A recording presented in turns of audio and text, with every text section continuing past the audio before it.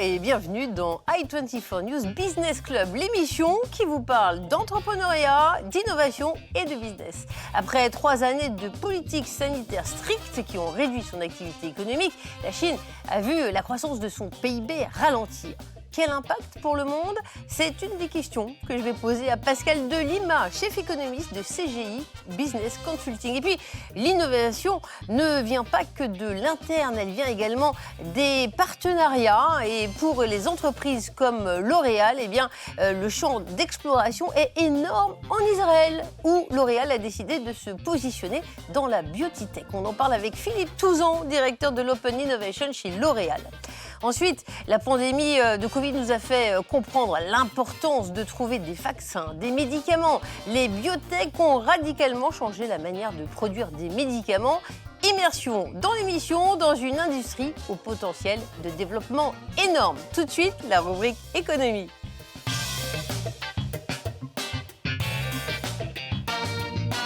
Il y a peu, l'économie chinoise, on disait qu'elle allait détrôner l'économie américaine avant 2030, on le pensait. Et puis, la croissance économique en Chine, on l'a vu l'année passée, s'est limitée. 2,9% au 4e trimestre, ça fait 3% sur l'année. Pascal Delima, bonjour. Bonjour. Vous êtes chef économiste chez CGI Business Consulting, un spécialiste de prospective économique. Alors, qu'est-ce à dire? La Chine est entrée dans une phase de maturité. Comment ça va se traduire pour le reste du monde?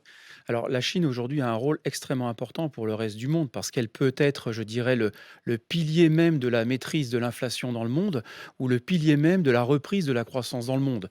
Ceci pour plusieurs raisons. La première, c'est qu'évidemment, finalement, comme dans tous les pays européens, la sortie d'un confinement sévère fait que la consommation repart, fait que le volume d'épargne se libère pour stimuler la consommation, les investissements et bien évidemment, le commerce extérieur est stimulé. Mais c'est pas tout. Il y a une autre chose qui est très importante, c'est comme la Chine est la deuxième économie mondiale, elle peut aussi, par la stimulation de sa propre demande intérieure, faire que les prix de l'énergie augmentent. Donc là, il y a un vrai challenge, si vous voulez, pour le monde entier, c'est que la Chine peut être un élément contributeur, si vous voulez, du maintien d'une inflation assez élevée, mais aussi du fait de la libération de ces chaînes de production, puisque l'économie repart, elle peut être aussi un acteur de l'offre et donc par conséquent de maîtrise de l'inflation. Et c'est ces éléments d'incertitude-là qu'il va falloir rapidement clarifier pour voir si oui ou non la Chine va être un acteur de l'augmentation de l'inflation, de la maîtrise de l'inflation. Mais ce qui est sûr, c'est que ça va être un élément de la croissance. Alors, c'est vrai que la Chine, en matière de policy mix, quand même, là, elle maîtrise sa politique Oui, monétaire. Je reviens sur la croissance. Quand on dit 3% en 2022, oh là là, ça va pas du tout. oui. Ça ferait beaucoup d'envieux du côté de l'Europe. Mais quand on regarde les directeurs d'achat, il y a des indices, des statistiques comme ça qu'on suit de très près. Les données d'enquête ne sont pas très bonnes. On a de la Oui. visibilité là-dessus? Oui, parce qu'en fait, la certitude est toujours présente, si vous voulez. C'est-à-dire que c'est un petit peu comme l'Europe. Lorsqu'on ne sait pas trop, finalement, ce qui se passe au niveau du sanitaire, du Covid, le nombre de contaminations, il faut savoir qu'on a libéré totalement les contraintes liées au confinement. Donc, les gens retournent dans leur village, les gens retournent voir leur famille, donc les contaminations se multiplient. Et on sait très bien que c'est un élément d'incertitude parce que ça pèse sur la confiance, ça pèse ensuite sur la consommation, et la consommation est le moteur de la croissance de la Chine. Donc, compte tenu de ces incertitudes-là, les directeurs d'achat restent quand même prudents. C'est la première raison. La deuxième raison est évidemment géopolitique, c'est que les pays européens n'ont pas vraiment envie d'importer beaucoup plus que cela des produits de Chine, comme auparavant, évidemment, du fait de sa proximité avec la Russie, on va dire, pour le dire simplement. Et donc, c'est le deuxième facteur d'incertitude qui fait que, on est plutôt prudent, si vous voulez. Un petit mot en bref de la production industrielle, plus 1,3% Oui. sur un an. On se rend compte d'un petit graphique sur l'automobile, sur le textile. On se rend compte que les problèmes de semi-conducteurs avec les pénuries, Ouais. ça risque de perdurer en plus. Oui, ça risque de perdurer. Maintenant, du point de vue européen, ce qui nous intéresse aussi, on a des alternatives. Les alternatives de l'Inde, par exemple, qui aussi cartonne, a une croissance potentielle prévisible plus élevée. Et puis le Vietnam également, qui est le second concurrent, à mon avis, sur ce dossier-là, de la Chine. Un mot sur les salaires. On parle de chiffres. Parlons de ce qui nous concerne. En 2023, il y a des pays où les augmentations de salaire vont être fortes. C'est une bonne nouvelle. J'espère que c'est dans chacun des pays des téléspectateurs. Oh oui, c'est une bonne nouvelle pour la France. On prévoit 4% de plus d'après certaines études, donc 0,5 de plus qu'en 2022. Voilà, le Brésil 7%, la Grande-Bretagne 5%, la Chine, on en parlait à l'instant, 6%, ce qui n'est pas étonnant avec la reprise probable de la Parce consommation que et de les la entreprises croissance. veulent garder Voilà. leur personnel, hein, Bien c'est sûr. ça. Ouais. Alors, il y a 3 raisons. Le fait qu'il y ait des tensions sur le marché du travail, le fait qu'on souhaite, garder leur personnel, mais aussi attirer ce qu'on appelle les nouveaux talents, en particulier dans les métiers de l'ingénierie, les métiers techniques et les métiers du digital. Donc, une inflation haute versus des budgets d'augmentation de salaire. Maintenant, toutes proportions confondues, ils vont être relativement stables ou il va y avoir vraiment, ça peut être significatif là? Non, je pense que ça peut être significatif, évidemment, hein, c'est, l'élément de l'attractivité même des entreprises aujourd'hui. On le vit dans le consulting. Ça ne résout pas évidemment tous les problèmes sociétaux. Il faut aussi les avoir en tête. Ce sont évidemment beaucoup de jobs, liés à la data, très fortement rémunérés, des jobs, où l'offre, du côté des entreprises est très, très élevée. Il faut aussi penser, je dirais, à la classe moyenne qui parfois subit aussi, il faut le dire, hein, le chômage technologique et l'automatisation, mais on peut espérer des salaires élevés pour les hautes qualifications, on peut espérer des salaires aussi élevés pour, je dirais, toute l'économie qui est arrimée au pouvoir d'achat, notamment la restauration, les loisirs, le tourisme, etc. Donc, plus en bas de l'échelle des professions, je dirais. Mais il ne faut pas oublier aussi la problématique du pouvoir d'achat, notamment au niveau des classes moyennes. C'est vrai. Merci beaucoup, Pascal Delimage. Je rappelle que vous Merci êtes à chef vous. économiste chez CGI Business Consulting et j'espère que votre salaire prendra également une tendance haussière. Là, on va parler également d'entreprise, l'une des plus grandes sociétés françaises, L'Oréal. Savez-vous qu'elle a dépassé 30% de part de marché sur le segment de la beauté de luxe en Chine? On en parlait il y a un instant. Vous ne me croyez pas, vous froncez les sourcils? Eh bien, les sourcils, L'Oréal s'en est occupé, mon cher Pascal. Pas besoin, L'Oréal Brow Magic. Au CES, ils ont présenté ce gadget qui est assez cool, qui permet un maquillage personnalisé des sourcils chez soi. Hein, c'est développé avec un développeur D'accord. d'imprimante de tatouage. Bien sûr, vous n'en avez pas besoin, Pascal, vos sourcils sont magnifiques. Tout de suite, le grand entretien avec L'Oréal. On parle de sourcils, mais pas seulement.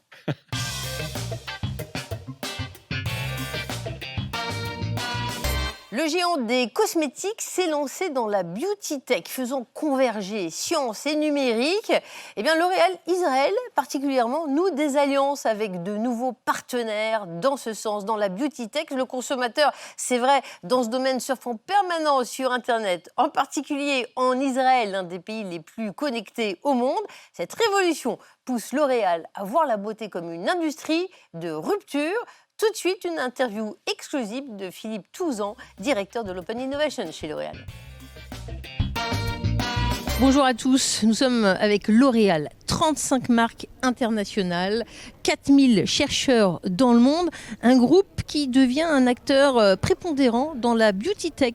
On en parle avec Philippe Touzan, directeur international de l'Open Innovation et de l'excellence opérationnelle. Philippe Touzan, bonjour. Bonjour. L'Oréal est primé lors de la soirée annuelle de la Chambre de commerce franco-israélienne parce que vous avez une coopération de plus en plus poussée avec des startups israéliennes. Qu'y a-t-il d'intéressant dans le domaine de la cosmétique, en tout cas du côté des startups israéliennes pour L'Oréal?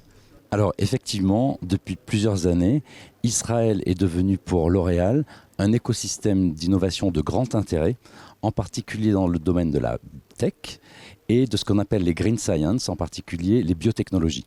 Et c'est intéressant parce que vous avez noué un partenariat stratégique avec Brisometers, une société qui n'est pas au départ de manière flagrante dans le domaine des cosmétiques, puisque c'est une start-up présente dans le domaine de l'information environnementale sur la qualité de l'air, le pollen et les incendies. Alors, comment se fait-il que vous ayez matché avec eux ? Absolument, c'est tout l'intérêt en fait de la beauty tech. On a été pionnier dans ce domaine en mariant en fait toute notre science, notre savoir-faire dans le domaine de la beauté avec des données numériques. Alors dans le cas précis de Brisometer, comme vous l'avez dit, c'est une société de la climate tech, c'est-à-dire qu'ils sont spécialisés dans la synthèse de données très précises sur le climat. Alors c'est les UV, la pollution, par exemple les traces de pollen, d'allergènes dans l'air. Ils captent des données sur les incendies. Et leur cœur de mission, c'est en fait la santé et la sécurité des individus. Alors vous avez raison, c'est étonnant qu'on fasse de la beauté avec eux. En fait, on a partagé avec eux nos données de la beauté parce que en fait, il y a un impact direct et très important de l'environnement sur le vieillissement de la peau. On peut même dire que caractériser l'impact des polluants, du pollen ou des UV sur le vieillissement de la peau pour mieux le prévenir et le traiter. Et d'autre part, c'est tout aussi l'intérêt de la beauty tech.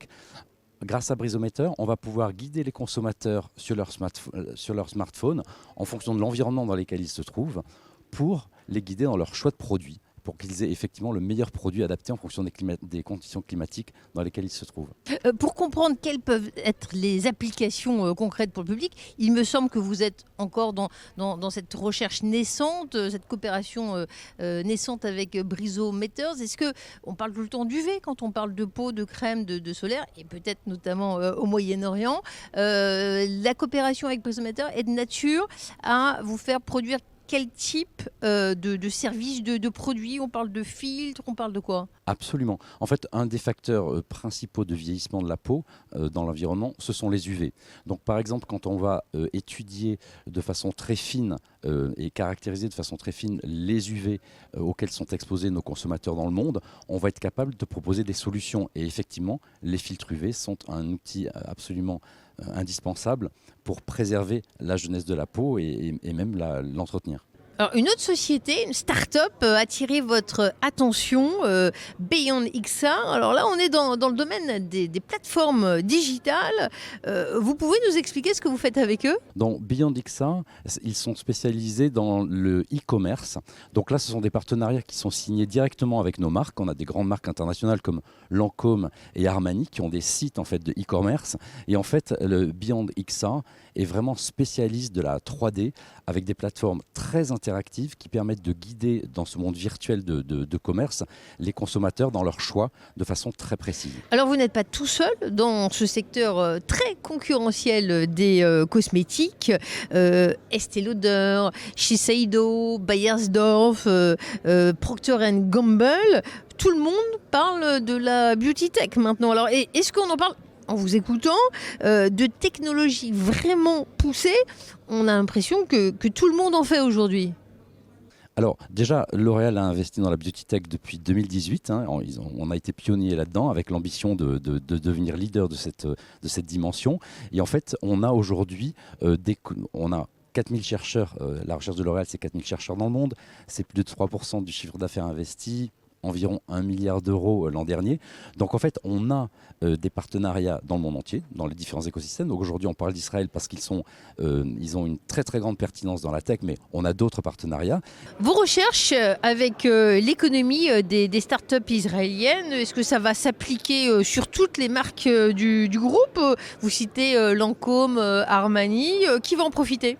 En fait, la magie de la beauty tech, c'est qu'elle est applicable dans toutes nos divisions, en fait, que ce soit en pharmacie pour le conseil de produits par les pharmaciens et les dermatologues.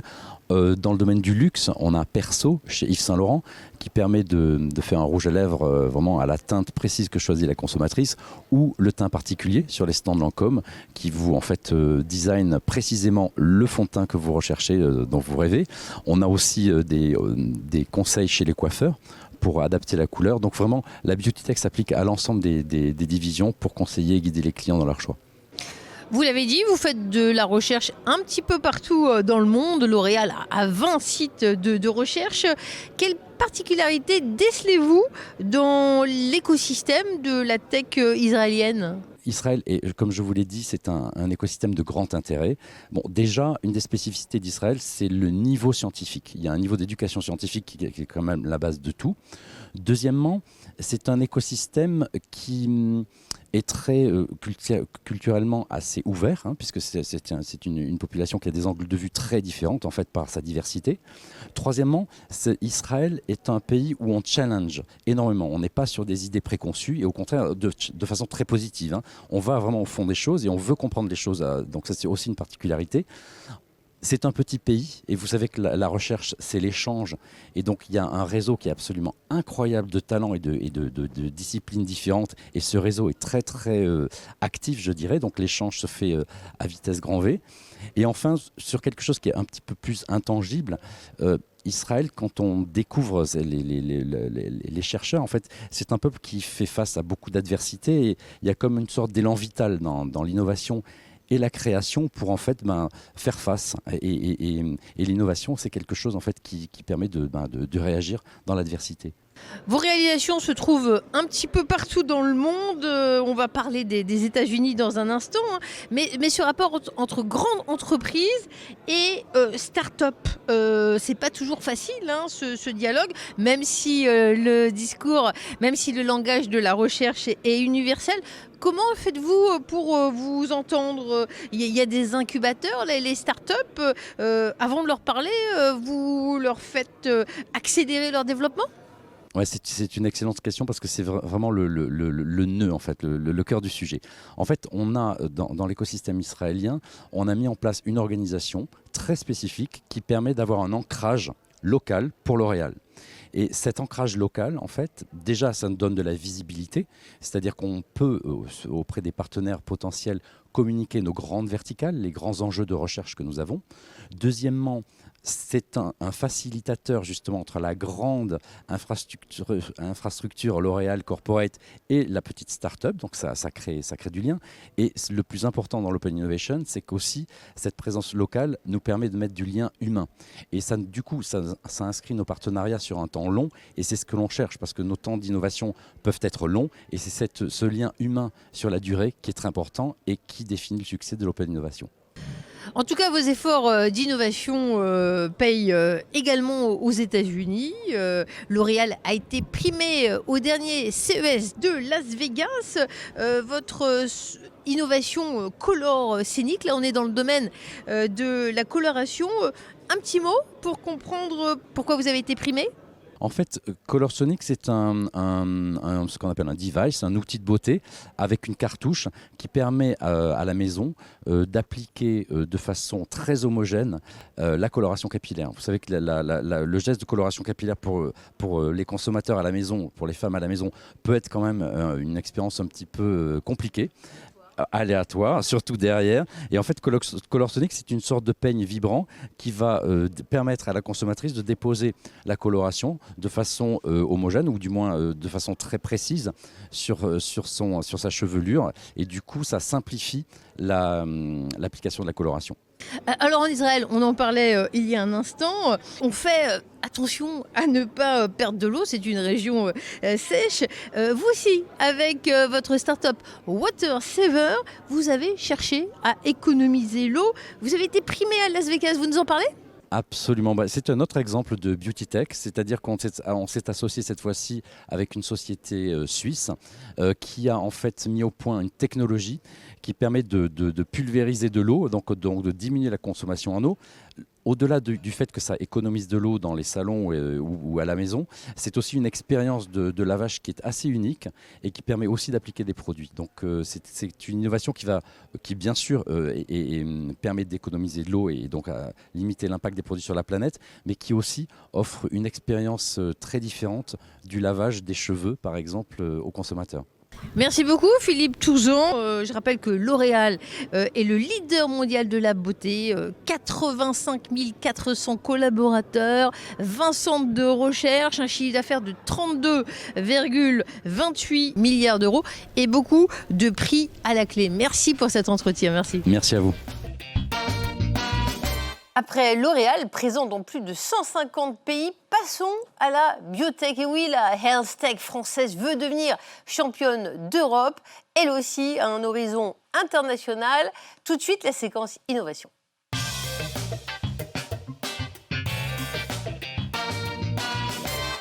La biotechnologie intrigue autant qu'elle passionne. Elle promet en effet des progrès majeurs. Il faut dire que les biotechnologies ont radicalement changé la manière de produire des médicaments. Et puis il y a eu la pandémie de Covid avec cet aspect positif, si j'ose le dire. Elle a réveillé les investisseurs en France qui se bousculent pour investir dans les biotech et la pharma. Qui de mieux pour en parler que Raphaël Torgman, qui est médecin, docteur en hématologie, en cancérologie, chercheuse à l'INSERM. Vous avez été, mais vous avez également travaillé des années pour le fonds d'investissement Sofinnova avant de créer le vôtre, Géto Capital. Raphaël Torgman, bonjour. Bonjour. Et je précise que vous êtes l'ambassadrice de la biotech en France, donc plein de sujets. D'abord, pourquoi ton intérêt? Oui, il y a beaucoup de malades et il y a beaucoup de maladies. On a les médicaments justement en face pour apaiser les douleurs.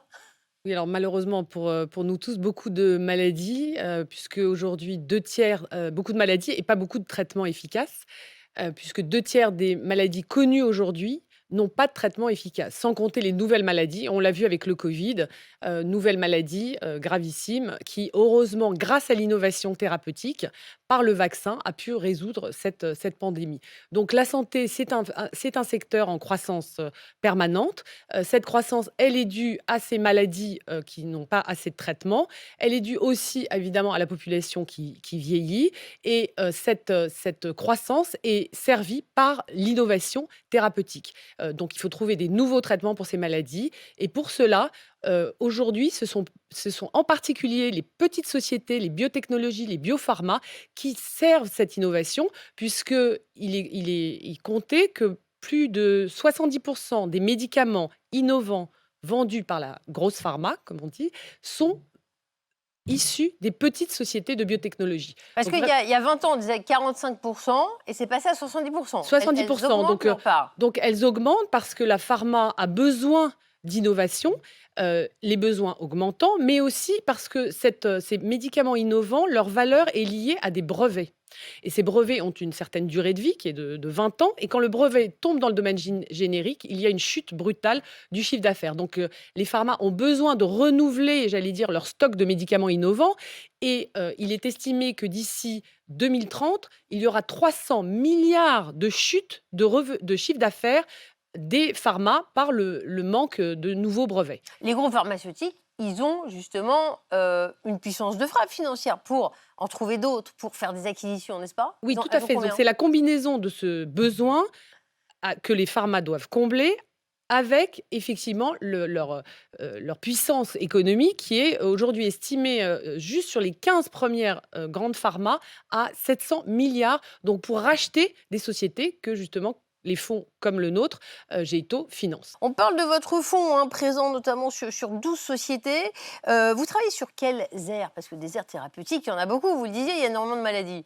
Alors, énormément de maladies. Après, il y a une certaine... Dans chaque maladie, il y a plusieurs maladies. Si on regarde le cancer aujourd'hui, qui est quand même malheureusement la maladie du siècle, il n'y a pas un cancer, mais des cancers, non seulement par organe, mais aussi avec de plus en plus de la médecine personnalisée par cancer. Ça aussi, c'est tout un champ thérapeutique très important. C'est par exemple le lupus, la polyarthrite rhumatoïde, des maladies qui sont aujourd'hui encore avec des besoins de traitement. Donc, c'est les 2 aires thérapeutiques très importantes, mais il y en a d'autres. Il y a les maladies neurologiques, avec la bombe à retardement du siècle, et les maladies, tout ce qui est Alzheimer, démence, qui est quand même le problème à venir majeur. Dans votre portefeuille, pas nécessairement des sociétés françaises, on voit que c'est très international. Il y a Sparing Vision et je me suis laissé dire qu'ils étaient prêts à partir aux États-Unis.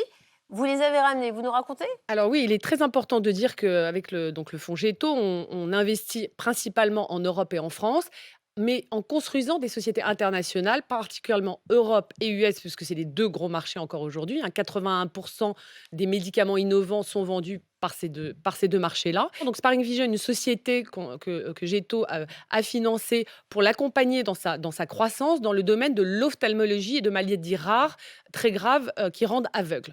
Et Sparing Vision, accompagnement pour à la fois faire des acquisitions, donc des acquisitions pour avoir un portefeuille de produits plus important, dont des acquisitions françaises, mais également enrichir l'équipe de talents, et ça c'est très important, et ils ont été capables d'attirer des talents de l'étranger. Et enfin, très important aussi, l'industrialisation et le manufacturing, la production du médicament. Donc, et ça, on les a poussés à le faire en France, alors qu'ils avaient un pont d'or offert par Philadelphie pour le faire là-bas. En tant qu'ambassadrice de la French Biotech, vous cultivez les relations avec le secteur de la biotech en Israël. Ils sont pionniers, notamment dans la digital santé, hein, c'est ça? Oui, tout à fait. Ils sont très bons dans tout ce qu'on appelle la health tech. Le digital est très complémentaire d'ailleurs de la France, plus en biotech.